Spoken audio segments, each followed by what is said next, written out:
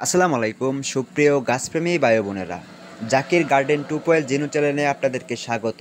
তো বন্ধুরা, আজকের ভিডিওর বিষয়টি হচ্ছে আমরা অনেকেই গুটি কলম করতে চাই কিন্তু করতে পারি না।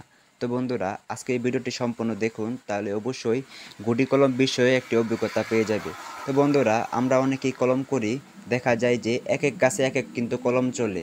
তো আম গাছে একরকম কলম চলবে, আবার বিভিন্ন লিচু গাছে লেবু গাছে কিন্তু আরেক রকম কলম চলবে। যেরকম আম গাছে বিভিন্ন গাছে কিন্তু গ্রাফটিং কলম চলে, আর কিছু গাছ রয়েছে এরকম গাছে কিন্তু গুটি কলম চলে। তো আমরা অবশ্যই কলম করার ক্ষেত্রে কলম করার আগে অবশ্যই বিষয়টি জানা জরুরি যে কোন গাছে কোন কলম চলে।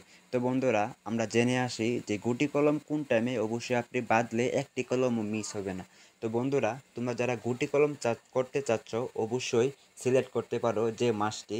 এখন যেহেতু সেপ্টেম্বর মাস চলতেছে, এখনও কিন্তু গুটি কলম গাছের কলম করার উপযুক্ত সময়। তো দেখো বন্ধুরা, তোমার সামনে যে গাছটি দেখতে পাচ্ছ এটি হচ্ছে একটি মৌচান্দা গাছের চারা। তো আমি এটির মধ্যে কিন্তু একটি গাছ, ঠিক আছে, আমি কিন্তু একটি গাছের মধ্যে অনেকগুলা গাছ তৈরি করার জন্য এই কলমটি বেঁধে ফেলেছি। তো বন্ধুরা, তোমরা এক জায়গার মধ্যে ঘুরতে গেলে দেখা যায় যে ভালো একটি ফল গাছ কিংবা ভালো একটি ফুল গাছ চোখের মধ্যে পড়ছে। এখন তুমি এই জারটি এনে বাসার মধ্যে বসাতে চাও। এখন তোমার অবশ্যই, তুমি যদি কলম জানো কিন্তু খুব সহজে কিন্তু জারটি নিয়ে আসতে পারবে। তো বন্ধুরা, অবশ্যই গুটি কলমের বিষয়ে কিন্তু আমার একটা এই চ্যানেলে একটি ভিডিও দেওয়া আছে, অবশ্যই দেখে আসতে পারো। আর হ্যাঁ, যারা যারা এখনো আমার চ্যানেলটি সাবস্ক্রাইব করে নেই অবশ্যই সাবস্ক্রাইব করে রাখবে বন্ধুরা। এরকম ভিডিও কিন্তু আমি রেগুলারলি দিয়ে থাকি।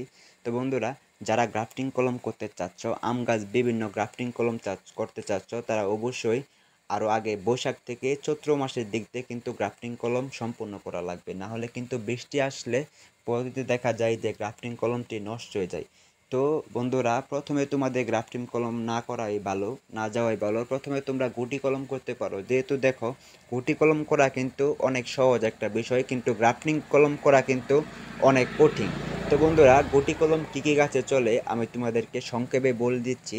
যেরকম লিচু গাছ রয়েছে, লেবু গাছ রয়েছে, পেয়ারা গাছ রয়েছে, আরও কিছু গাছ রয়েছে, এসব গাছের মধ্যে কিন্তু গুটি কলম করে থাকে। আর যেরকম গাছ রয়েছে কিলিম কলম মানে গ্রাফটিং কলম গাছ রয়েছে, তাদের মধ্যে আম গাছ অন্যতম গাছ, আমড়া গাছ রয়েছে, বিভিন্ন গাছ রয়েছে। তোমরা অবশ্যই ইউটিউব দেখে প্রথমে দেখে নেবে যে কোন গাছটি কোন কলম চলে, অবশ্যই এই বিষয়টি লক্ষ্য রেখে তারপর তোমরা কলম করতে যাবে।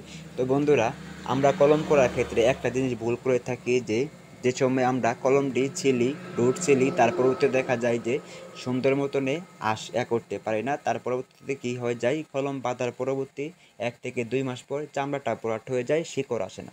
তো বন্ধুরা, তোমরা কলম করার ক্ষেত্রে অবশ্যই চামড়া এবং শিকড় দুটো তোমাদের লক্ষ্য করে তারপর তোমাদের গাছের রুটটি ছিলতে হবে, যাতে কোনো অবস্থাতেই ভিতরে আঁশ না থাকে। যদি আঁশ থাকে তাহলে কিন্তু কলমটি আসবে না। তো তোমরা সামনে যে গাছটি দেখতে পাচ্ছ, দেখো বন্ধুরা, পেয়ারা গাছ, এটির মধ্যে কিন্তু আমি কলম করে রেখেছি। তো বন্ধুরা, ভালো করে দেখো, আমার এই পেয়ারা গাছটিতে কিন্তু অলরেডি শিকড় বের হয়ে যেতেছে।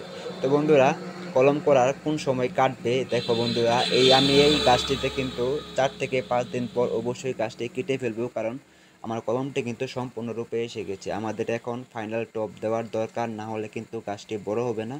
পরবর্তীতে কিন্তু গাছটি কিন্তু সমস্যা হয়ে যাবে, শুকিয়ে কিন্তু যে শিকড়গুলো আসছে মারা যাবে। তো বন্ধুরা, তোমরা যারা কলম করেছো অলরেডি, এরকমভাবে যদি শিকড় এসে থাকে অবশ্যই কিন্তু কেটে তারপর টবে বসাতে পারবে। তো বন্ধুরা, তোমাদেরকে একটি ভিডিও দিব যে এই গাছটি কলম করার পরবর্তীতে কিন্তু টবে কিভাবে বসাতে হয় আর গাছটি কীরকম হয়। তো বন্ধুরা, এই পর্যন্তই আমার সাথে থাকার জন্য ধন্যবাদ। আর যারা যারা আমার চ্যানেলটি এখনও সাবস্ক্রাইব করে নাই অবশ্যই সাবস্ক্রাইব করে রাখবা। আর আমার এরকম ছাড়া ভিডিও পেতে অবশ্যই পাশে থাকবা।